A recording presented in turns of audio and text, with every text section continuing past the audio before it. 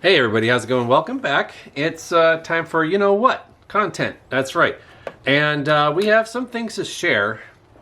But it's funny because I was just starting a video and I noticed the glare in here was really strong. I had the garage door completely open, but the sun is at such an angle today. It's about it's a quarter to 1 p.m. So I'm like, the sun was just angled just right, and it was reflecting off the concrete floor. And also, I have an old drip pan from the 40s, 50s, auto drip pan for catching oil from the Dodge. They all leak. They really did. Even Wynn knew those cars leaked. Anyway, so that was reflecting on my face. I looked washed out, but everything around me looked dark. So I cracked open the garage door just a foot and a half. I used a jack stand and just propped it up so it wasn't completely closed. So I have light, so just enough. It's a delicate balance. Anyhow, we have something to share. Something came in the mail, and I wanted to share with you guys. Yeah, so let's share something first. But I'm going to pack this so I can have something to enjoy out here. And for those non-pipe smokers, please bear with me. And while I start this episode out here in the old time cave. So I am burning a classic right here. This is my old 1940 City of Los Angeles Dietz High-Low. I've had this since, well, December of 2019. Yes. No, December of 2018. That's right, December 2018. I've had this thing. It's a really nice one. It's one of the early restorations I've done. It was the first lantern I've ever completely submerged in evaporust. It had a very subtle surface rust. Looking back on it now, I wouldn't have done it. I would have probably just did the WD-40 thing and left some of the patina on there. It has no pits. It's an exquisite lantern. It really did come out nice, but I think after doing that to one other lantern, thankfully only one other lantern, which was my early Victor, I think I'm not doing that anymore. No. I've completely abandoned the evaporust, bath. I have. I'm not doing that anymore for my own reasons. And I am embracing lanterns more as they come than how they are. I mean, more as they are, as they're found, than full restoration type of projects. Now, granted, if something has a lot of surface rust, I will WD-40 and green Scotch pad that lantern, as long as it's not completely robbing it of any character. So I think, well, I mean, you've seen some of the examples that I've done out here with just WD-40 and a green Scotch pad, and maybe a little Mother's to finish it, just to give it a subtle sheen. But yeah, I think one of the last ones I've done that to was my DWNP High-Low, which is about the same period as this one. It's about 1940 or so. Anyways, you all know I love my utility marked High-Lows. But this one is really special. It really is. And it's got these beautiful numbers hand painted on the fount. You know, it's just really cool. And of course, it's just say City of Los Angeles or City of LA. So this thing is just a good old barricade high-low. So it's great. I love it. And yeah, I burn it ever so often. I have one other that has patina on it that I found up in Visalia. It was painted black, and I stripped it and then saw beautiful dark kind of brown patina under the black paint. So win. So anyways, there we go. Now I did want to share something else kind of fun. Yeah, I found this locally at a thrift store. Is that cute? Little pot-bellied stove match holder. Yeah, it's cast iron. It's heavy. It's genuine cast iron. So I think it's appropriate to have out here. And set it there so you can kind of still see it. But anyways, I thought it'd be kind of cool to put some matches in there and have it for lighting things, like lanterns or my pipe or whatever. But anyways, what are we going to share today? Well, I'm glad you asked. This is a special piece. Actually, I have two things to share. Do I do two videos? Maybe.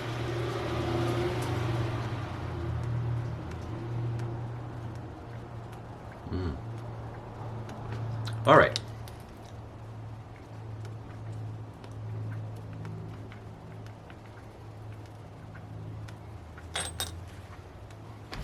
So, as you know, I'm on Facebook ever so often. Well, I'll confess, a lot.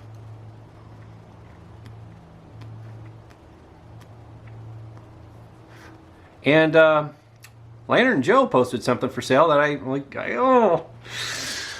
kind of like that. I've been wanting one of these for a while.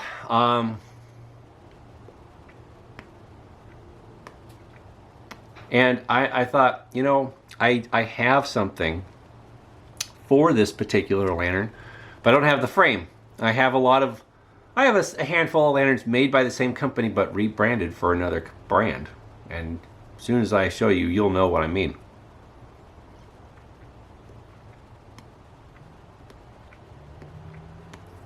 Trying to get this cat here. Anyways, it was a really good deal. Very good deal. I thought, might as well. Might as well. And I already had bought something else from Lantern Joe. And I just says, you know what, just put it on my tab. So I've been working it off.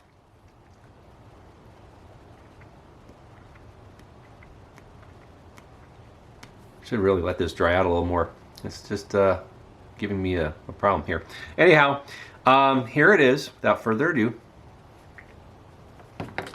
it is. Let me move this little pot-bellied guy here. There you go. So it is a Prisco. It's nice, right? I think so. It's a very early Prisco. I think Prisco started manufacturing lanterns. Oh, I want to say 1909. I think that's accurate. It was very early 1900s. I'll just say that. But this thing is like practically flawless. I don't think it has a hole in it. It's very solid. If it has any holes, it's like a pinprick that's not visible by the naked eye. Here, I'll show you. I mean, look. I mean, do you see any holes at all? I see a little bit of metal sheen underneath some of the surface rust, and it's very fine surface rust.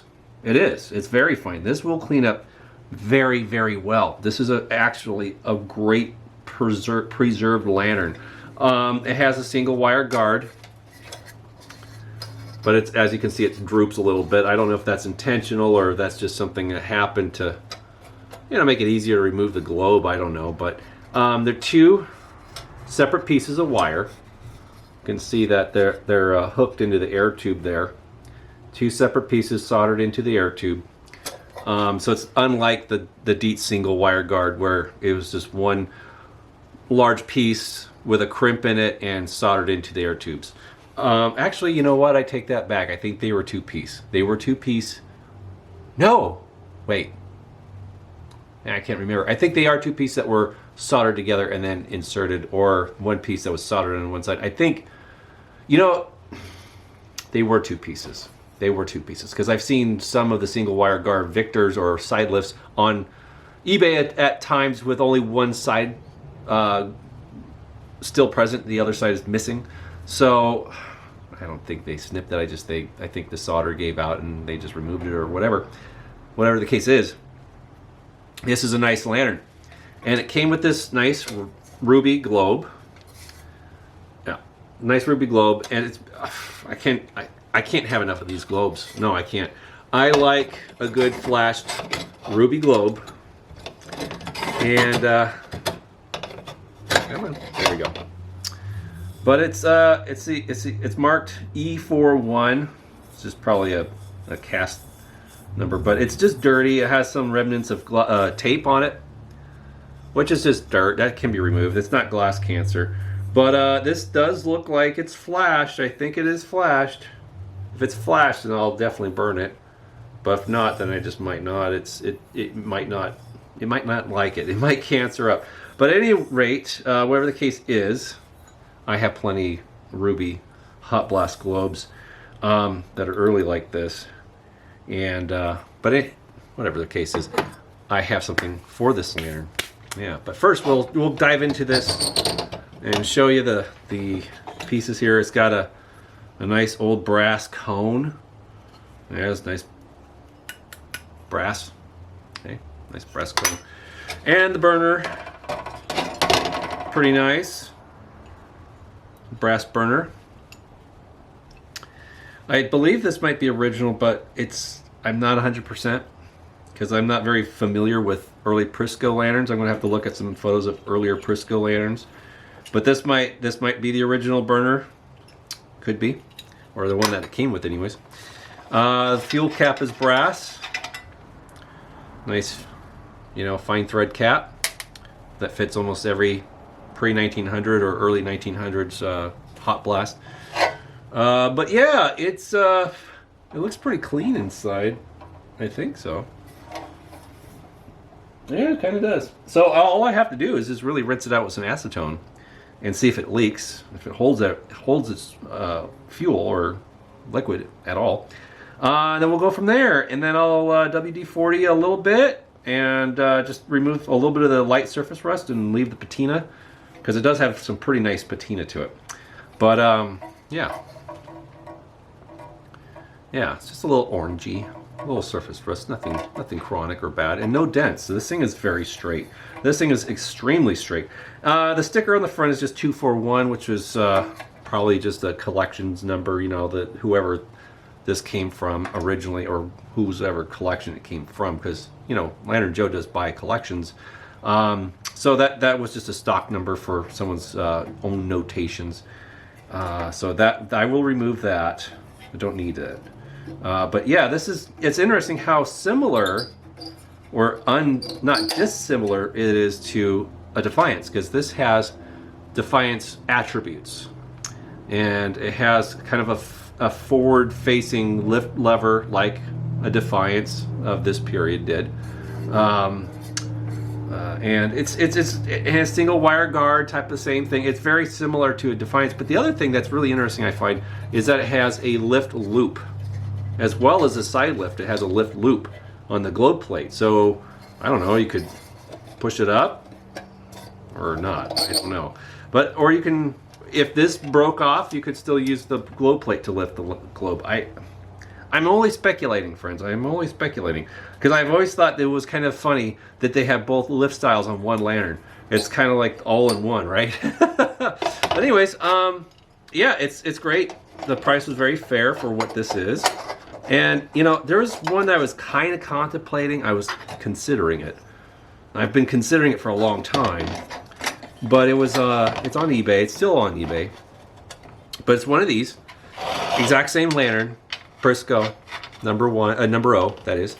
And it had, well, it's a bite now for like, I want to say 86, maybe 89. It's practically $90 buy it now, or best offer, but I think someone tried to buy it and they turned their offer down, and they're not very flexible on the price. But whatever the case is, it's painted black and has a lot of folk art decoration on it. And some people like it. That's cool. I'd probably remove it, because if it was done, this is the weird thing, because you've seen my videos. You know how I appreciate a period paint job. I can't say a factory paint job from the era is definitely appreciated, and I leave it like that, or Japan. But if it's painted like, say, in the era or close to the time it was made, then I can embrace it. I like it. But in general, most lanterns are painted within the last 30, 40 years. I'd strip it, given that the surface underneath would be in good shape and whatever. But however, this lantern on eBay, some people painted them folky like that by the 1950s. So that folk art paint job probably could be easily 40s or 50s or 60s. It's a beautiful job. Someone did a really nice, brush work on it, but it looks perfectly sound, and I would probably want to burn it. And I don't know if I would enjoy burning it looking like grandma's folk art thing. I don't know, but everyone has different tastes. I get that, totally do. But so this thing is really kind of neat. But what I have for it, I'll show you right here. You see that? Prisco number O. That's right. Genuine Prisco globe. Yeah. And this came in an electrified Prisco number O that I found, that I actually sent to Mike Lawless. So shout out to Mike Lawless. He still has it, and I think he's kept it electric. I don't remember if he did convert it back to oil burning, but that thing had a lot of holes in it, and it was a big basket case. But I think he might have left it electrified. But anyhow, this thing does need some oil. It needs to be loosened up. So, but we will put this nice Prisco globe in it, so we can make it look. And it's got an amethyst tint, so you can't go wrong with that. It's got a nice amethyst tint to it. Maybe you can see a little bit of that amethyst tint, but yeah, it looks good. What am I going to do with the ruby globe? I'll just put it away somewhere safe. Yeah. Just keep it. I'm not going to throw it away. It's a great globe. It looks good in here too. But yeah, this thing it's a good lantern. I see some surviving tin up around the top there. It's just dark. I'm going to give it a little bit of a once over light with some WD-40 and a Scotch pad, and she'd probably be ready to go. Yeah, she'd probably be just fine, just ready to go. So that is fun. That's a nice lantern, and I'm really happy to have it.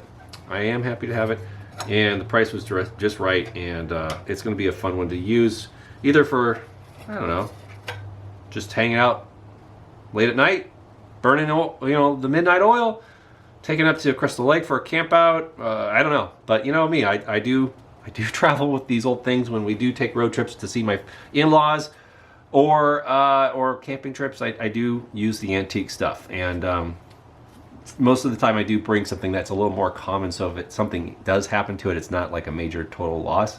Like, I don't know, like my NCL or a crystal or whatever. Well, I did take one of my crystals up to Crystal Lake. I thought that was only appropriate, but I mean, it stayed in the tent. It was not, in real danger, but I don't think I'd do that again, but once is enough, Anyways, I'm just babbling.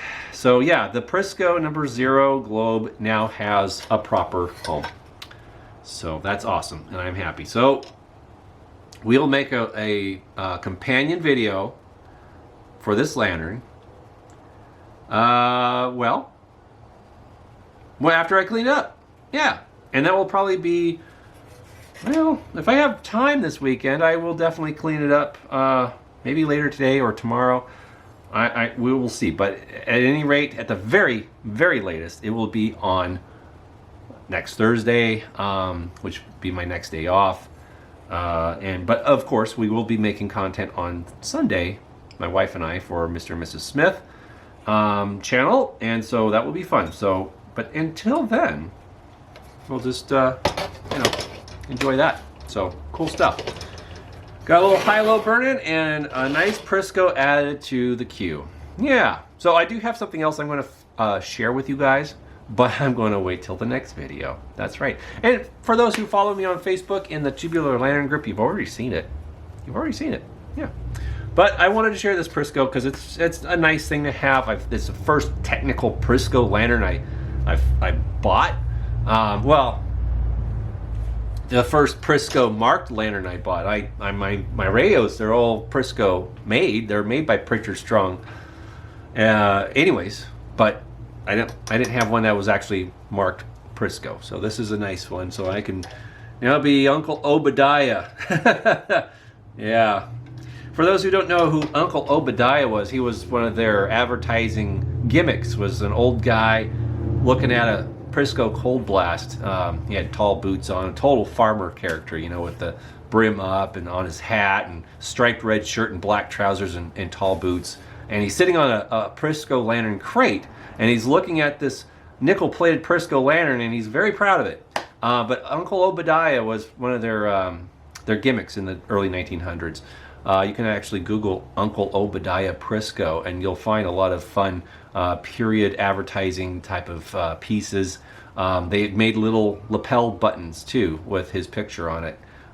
It's kind of neat. I would love to find one of those little buttons. But anyhow, cool stuff, fun lantern history. But But yeah, so that's it. Hope you guys enjoyed this video. Definitely like and subscribe. We are definitely teetering on 700 subscribers. So when that happens, we'll definitely do a 700, you know, kind of celebration video. So with that being said, take it easy, everybody, and we'll see you all very soon. Bye-bye.